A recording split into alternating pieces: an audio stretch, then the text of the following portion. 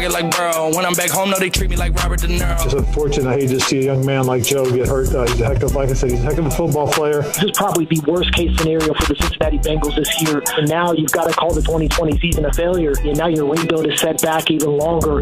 This was the worst thing that could have happened to the franchise. I'm going to be praying for Joe. Joe, my guy, he already knows. Somebody like him, he's going to start recovery tomorrow. Man, there's a reason the Bengals haven't won a playoff game in 30 years, because just when things start going right, they go wrong all over again. Joe Burrow off to one of the best starts a rookie quarterback has ever had passing the ball. He's done for the year. Left knee injury, essentially tweeted it out yesterday saying, I'll see you next year. Brings back shades of Carson Palmer, who had a knee injury that essentially ended his career or limited his career with great potential for the Bengals. And Carson is actually going to join us this morning at 9 a.m. Eastern to kind of take us inside that type of injury with this sort of organization. Keyshawn J. Will Zubin, presented by Progressive Insurance. All of our guests on the Shell Pennzoil Performance Line. Dan Orlovsky to dig in on the NFL coming up in 15 minutes. Danny Orlovsky, Keys NFL Live partner. All right, so for everything that was going well for Joe Burrow that was stymied yesterday, nothing has gone well, as you know, this season for Carson Wentz. Yesterday, 2 touchdowns, 2 picks, sacked 5 times in a loss to the Browns. Doug Peterson answering the question that everyone's thinking, is it time for a move? You know, with the way the game was going and the elements, and we were just, really a score from putting ourselves back into this football game, I did not consider that. Okay, obviously considering would be moving out Wentz and moving in Jalen Hurts. Key, to give a little more context, he did say after the game when asked about it, because, you know, people want to know about it, so he was asked by the Philly media, a little nudgingly, I would say. He said, listen, it would send the quote-unquote wrong message to the team. That was his words. It would send the wrong message. What do you think? It would send the wrong message, because it's hard. It's not like in basketball or other sports, you could take a guy out and then put him back in and take him out, you can play that game. Mm-hmm. In football, at the quarterback spot, you can't play yo-yo with a guy, especially a guy that you've given $100+ million to, who was supposed to be your leader, your franchise quarterback. If you pull him and you just paid him all his money, and all of a sudden Jalen Hurts goes in there and balls out to a whole nother level, now you back yourself up in the corner now, because you're not going to go back to Wentz because a guy has got you on the move. Now you got the backup making $30 million. I mean, it just doesn't – you always follow the money when it comes to the quarterbacks in the quarterback situation. You got to follow the money. It's just not going to happen. Until the money starts to dry up, like a Joe Flacco with Lamar Jackson, the money was gone. He had already spent all the money. So he was like a little bit left in the cap space. And they was like, okay, we going with Lamar. We had intended on doing this anyway for the future. At what point do you decide to get a divorce, though? Because it feels like it's like you're in a relationship with somebody that is Dr. Jekyll, Mr. Hyde. And Key, you've always talked to me about the one thing you want, like the one thing you just sat up here and raved about Taysom Hill, was not turning the ball over, was being consistent. Being consistent. And my thing is that I understand that they're in contention, which is a whole other damn story about the NFC East. It's just abysmal. But the guy threw a pick six. It felt like, I think it was the first quarter the other day. It was just a horrible read. I mean, it's 14 interceptions and 14 touchdowns. At what point do you say, enough, I just can't take this anymore. I don't know what I'm going to get day in and day out, regardless of whether I paid him $100 million or not. It seems like it was the wrong move. Yeah. It was the wrong move to pay him the money. It's too late, though. They already gave it to him. I understand, but doesn't mean that you can't. You said about a divorce, right? Yeah, get a divorce. You can't. Who's going to take him?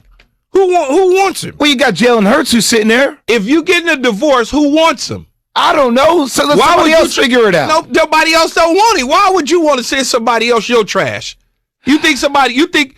So you think I have a lot of reasons why I want to send somebody else my trash. You think there's other teams in the National Football League are looking at the same film and television games that you watch, and they sitting there going, "We'd like to have that guy." But at what point do you say, I can't do this anymore, Key?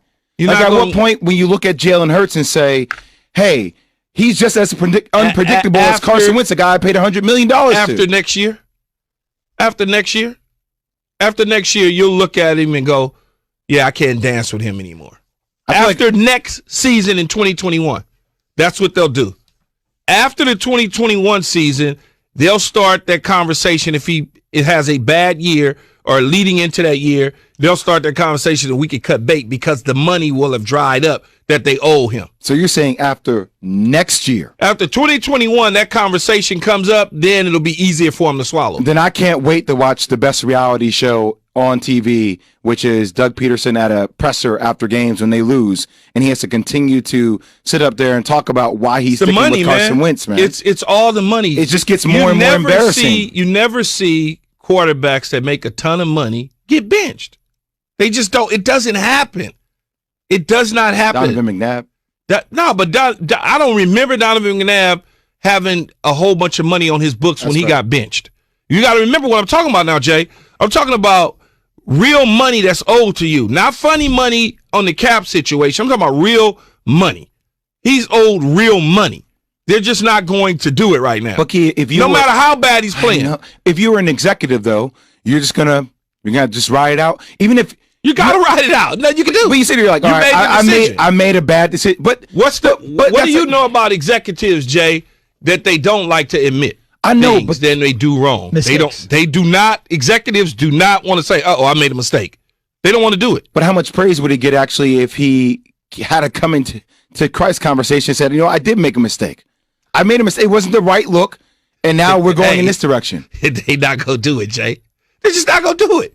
They're not going to do it, right? They should do it. Just because they don't do it doesn't mean they shouldn't do it. No, they should. He's horrible. I mean, so you agree with me? Absolutely. Okay, but I'm not the person. Thank you. That's all I wanted to hear, Keith. I'm not the person that's making a decision and pulling the trigger on that. I'm not the one that has to sit down with Jeff O'Leary and say, hey, this is a bad deal. I would have never signed him to the deal. I would have waited. I have no idea why they felt the need to rush out there and get a deal done with Carson Wentz when they did. What was the point? But and then with his because he's a family guy and we like him. The Family Guy comment again. Even with his brittle nature, he's gotten injured quite a bit.